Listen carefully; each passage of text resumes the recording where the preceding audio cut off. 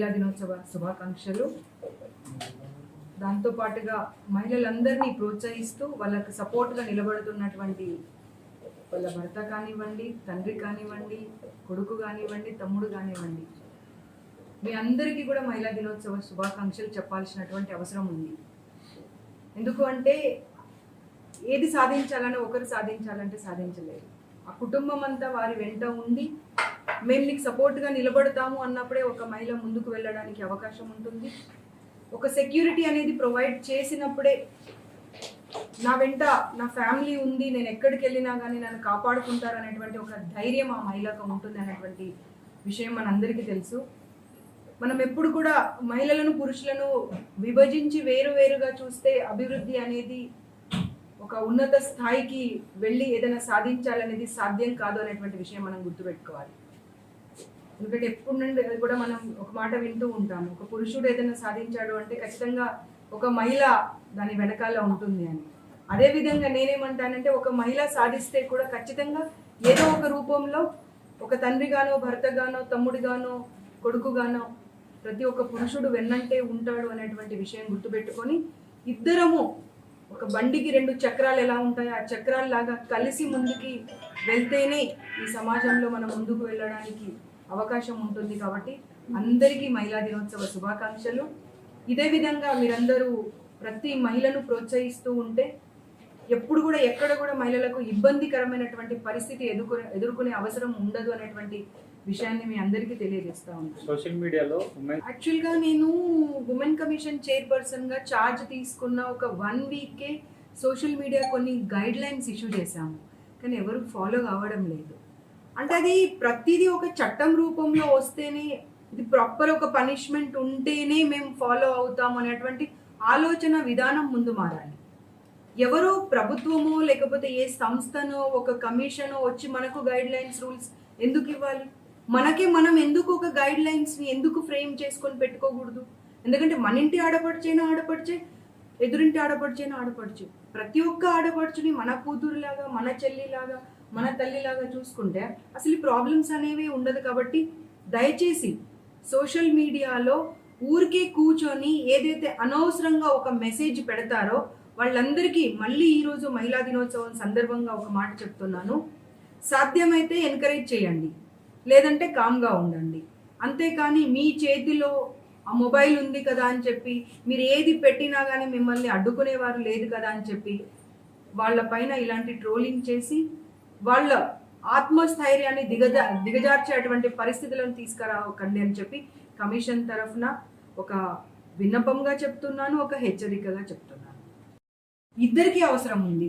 And awareness అనేది మనం చాలా వరకు ఎప్పుడైనా కానీ ఒక ఉమెన్ కాలేజ్కి వెళ్ళి లేకపోతే ఒక ఆడపిల్లల స్కూల్కి వెళ్ళి మాట్లాడదాము, అవేర్నెస్ ఇద్దాము అంటారు. నేనేమంటానంటే అవేర్నెస్ అనేది 2 వర్గాలకు అవసరం. కాబట్టి ఈసారి కమిషన్ ఎప్పుడు ఏ ప్రోగ్రామ్ చేసినా కానీ ఖచ్చితంగా ఇద్దరిని ఇన్వాల్వ్ చేసేటువంటి కార్యక్రమం మేము చేస్తున్నాం. కాబట్టి ఇక మీదట కూడా ఉమెన్ కమిషన్ తరఫున ఒక ఆడపిల్లని, ఒక మహిళని ఎలా రెస్పెక్ట్ చేయాలి అనేటువంటి అంశం పైన అవేర్నెస్ ఇద్దరికీ ఉంటుంది అనే విషయం చెప్పుకుంటూ, ఈ మధ్య ఈ ప్రభుత్వము అన్ని హాస్టల్స్ పైన, స్కూల్స్ పైన, కాలేజెస్ పైన వాళ్ళకు హైజీన్ ఫుడ్ పెడుతున్నారా లేదా, ఎలాంటి వసతులు కల్పించారు అనే దానిపైన మీరందరూ చూశారు, చాలా చర్య తీసుకోవడం జరుగుతూ ఉంది. ఇది ఏదో మేడం ఇంకా వేరే కాలేజ్కి వెళ్ళలేదు, ఏం చర్య తీసుకున్నారు అనే దానిపైన మీరు ఆలోచించడం కన్నా సమాజంలో ఉన్న ఒక గౌరవప్రదమైన స్థానంలో ఉన్న మీరందరూ కూడా దాంట్లో భాగస్వామ్యం అవ్వండి.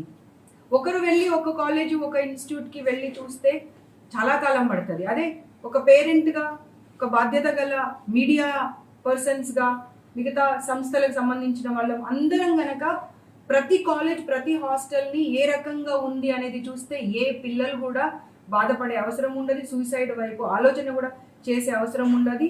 అదొక్క మాట చెప్పుకుంటూ తల్లిదండ్రులకు కూడా చెప్తున్నాను, పర్సంటేజ్ అనేది, ర్యాంక్ అనేది క్రైటీరియా కాదు. జీవితంలో అవి 2 సాధిస్తేనే అన్నీ సాధిస్తామని అనుకోకండి. ఒక మంచి వ్యక్తిగా ఎదిగితే చాలు, ఒక నాలెడ్జబుల్ పర్సన్గా, ఒక విజ్డమ్ ఉన్న పర్సన్గా ఎదగాలని ఆలోచించండి తప్పించి పర్సంటేజ్ రాలేదని ఇటు టీచర్స్ కానివ్వండి, అటు తల్లిదండ్రులు కానివ్వండి, పిల్లల మీద భారం మోపకండి అనేటువంటి విషయం మనం గుర్తుపెట్టుకోవాలి. ఎందుకంటే ఇంతకు ముందు తరం వేరు, అంతకు ముందు తరం కూడా వేరు. అప్పుడు వేరే ఎలాంటి ఇబ్బందులు, బాధలు అనేవి ఉండేవి కాదు. స్కూల్కి వెళ్ళామా, వచ్చామా, అన్ని తల్లిదండ్రుల పైన భారం వేసేసి ప్రశాంతంగా బతికేవాళ్ళు. కానీ ఇప్పుడు కాంపిటీషన్ చాలా ఎక్కువ ఉంది. ఈ కాంపిటీషన్ చాలా ఎక్కువ ఉండడం వల్ల చిన్న చిన్న పిల్లలకు కూడా డిప్రెషన్ అనేది ఒక కైండ్ ఆఫ్ దాంట్లోకి వెళ్ళిపోతున్నారు. అసలు అది డిప్రెషన్ అనే విషయం కూడా వాళ్ళకి తెలియదు. కానీ ఆ కంపారిజన్ అనే దాంట్లో వెళ్ళిపోయి వాళ్ళు చాలా ఇబ్బంది పడేటువంటి పరిస్థితి వస్తుంది. కాబట్టి ప్రతి ఒక్కరు దీని మీద దృష్టి పెట్టాల్సిన అవసరం ఉన్నది. అంతేకాకుండా కమిషన్ నుండి మేము ఒక 2 ఇష్యూస్ రాష్ట్ర ప్రభుత్వానికి మెమరాండం ఇవ్వడం, ప్రపోజల్ ఇవ్వడంతో పాటుగా అది ఒక సెంట్రల్ గవర్నమెంట్లో కూడా ఒక స్కీమ్ తీసుకురచ్చేటువంటి ప్రయత్నం చేస్తున్నాము. దాంట్లో ప్రతి కాలేజ్, ప్రతి స్కూల్లో ఉన్నటువంటి ప్రతి విద్యార్థి, ప్రతి యాజమాన్యం భాగస్వామ్యం అవ్వడంతో పాటుగా ఆ గైడ్ లైన్స్ అనేవి ఫాలో అయ్యి తప్పకుండా అలాంటి వసతులు వాళ్ళకు కల్పించే అవసరం ఉన్నది. అలాంటి హైజీనిక్ వాతావరణం కల్పించే అవసరం ఉన్నది. ఒక డాక్టర్ వాళ్ళకి అవైలబుల్ ఉండాల్సినటువంటి అవసరం ఉన్నది. ఏ ఆడపిల్ల అయినా కానీ, ఏ మగపిల్లాడైనా కానీ ఎవరికి వెళ్ళి సమస్యను ఎక్కడ చెప్పాలో అర్థం కాని పరిస్థితి అనేది కాకుండా మేమున్నాము, కమిషన్ అనేది ఉంది, ఎలాంటి పరిస్థితుల్లో అయినా సరే, అర్ధరాత్రి అయినా సరే మీరు ఒక కాల్ చేస్తే మీకు అందుబాటులో ఉన్నాం అనేటువంటి పరిస్థితి నాకు తెలిసి బహుశా ఒక 2-3 monthsలో అది ఒక చట్టం లాగా వస్తుంది. తప్పకుండా అది కమిషన్ యొక్క సక్సెస్ అనేది నేను తప్పకుండా చెప్పుకోగలుగుతాను ఆ సందర్భంలో.